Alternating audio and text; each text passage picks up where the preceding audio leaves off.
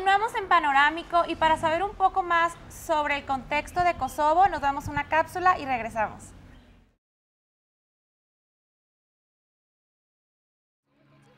Bueno, primeramente es importante que busque el reconocimiento internacional de su independencia, si es cierto que quiere continuar, bueno, si es cierto que quiere ser un Estado independiente. También es importante hacer algo con la minoría de origen serbio que está en este territorio, ya sea reintegrarlo con el resto del país o crear zonas especiales, pero es importante que se respeten los derechos de estas personas y bien hacer algo para impulsar la economía de este país que pues es realmente lo que le falta para poder ser totalmente independiente.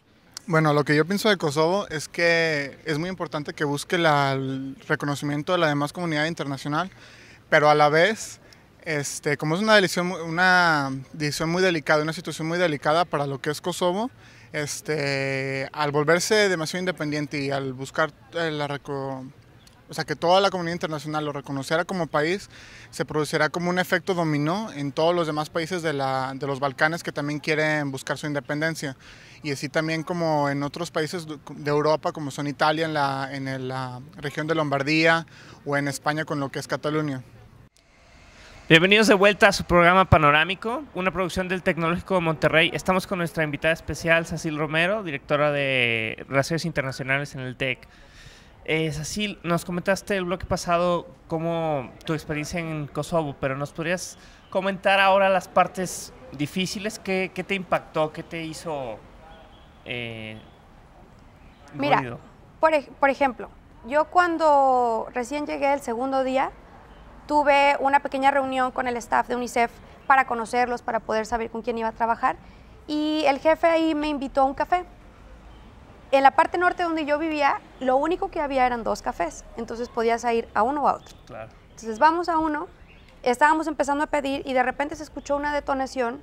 Yo, sin tener experiencia previa, lo que hice fue protegerme, ¿verdad? Claro. Entonces yo me metí debajo de una mesa. Ajá. Cuando me doy cuenta, todos mis compañeros estaban riendo. Entonces salgo muy apenada de debajo de la mesa, me disculpo, que por favor no lo tomaran como una ofensa, y la respuesta de uno de ellos es: no te apures, con el tiempo vas a aprender a diferenciar el estallido de una granada, de una metralleta, de una bomba, Entonces para mí eso fue impresionante, Claro. Saber que de pronto me iba a acostumbrar a esa situación. Me doy cuenta, año y medio, 2 años después, que es cierto. Cuando oigo una detonación no es tan sencillo que me asuste porque ya sé qué es. ¿Cómo suena? Cómo suena. Otra situación que para mí al principio fue muy impresionante fue una noche caminando por la ciudad, de repente se atraviesa un tanque. Un tanque de guerra. Imagina la sensación de estar en una ciudad y ver un tanque de guerra. Cuando me doy cuenta, viene un escuadrón a pie, pregunto qué está pasando. Mi primera idea fue: ya se desató de nuevo el conflicto y no me di cuenta. Ajá. Y cuando me dice mi compañero, me tranquiliza y me dice: no, es el batallón nocturno, es la patrulla nocturna que todas las noches se cerciora de que la ciudad esté tranquila. Ese tipo de cosas no las vemos en un país como México. No, pues definitivamente, ¿no? Tú todas estas cosas que nos estás diciendo, ya las sabías antes de irte, todos los peligros que podrías vivir o los miedos que podías sentir, pero de cierta manera, ¿cómo fue que decidiste, sí me voy a Kosovo? Es cierto que uno tiene un poco de información previa acerca de esa hostilidad o de esa violencia que puedes vivir, pero, por ejemplo, mi preparación académica, yo estudié Relaciones Internacionales. E inmediatamente después de que me gradué, me especialicé en resolución de conflictos. Entonces yo ya tenía conocimiento. Mi maestría me fue preparando, mi internship me fue preparando.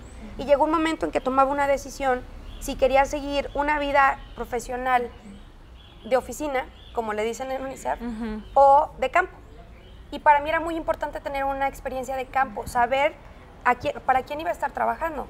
Claro. Saber que estos refugiados están recibiendo la ayuda, saber que los niños están siendo protegidos. Para mí eso era muy importante. Sabía que iba a ser una parte complicada, sabía que yo me iba a exponer un poco, pero al mismo tiempo aprendes a medir.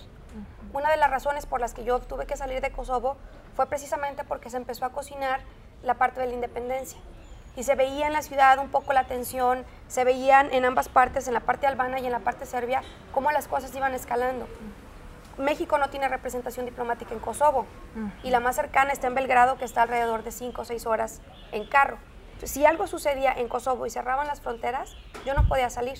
y no había otro mexicano con quien yo pudiera protegerme. Entonces yo tuve que tomar una decisión por mi seguridad y decidí salir. ¿Tú quién crees que represente mayor conflicto para la estabilidad de Kosovo? ¿Los serbios o los albanos? Yo creo que no hay una respuesta para eso. La población, creo que ambas partes tienen justificación. Cada una alega argumentos históricos de por qué deben permanecer en Kosovo. A mí lo que me preocupa es el nivel de vida, la situación actual. Por mucho tiempo hubo grandes violaciones de derechos humanos, pero ahora la preocupación son las condiciones de vida. La gente no tiene un ingreso. Ahora con las nuevas leyes sobre visas, inmigración, en el año que yo estuve regresaron 200,000 jóvenes que venían de otros países. 200,000 jóvenes que violan ahora un derecho internacional de estar en otro país, deben de regresar a su país de origen y regresan a una situación donde no tienen trabajo, donde antes ellos eran el sustento de la familia y ahora regresan a vivir con su familia sin tener nada que ofrecerles. Ese es el problema principal de Kosovo. Si eres serbio o albano, me parece que es indiferente. Sacil, ¿y qué dices que las personas no tienen trabajo? Entonces, ¿qué hacen?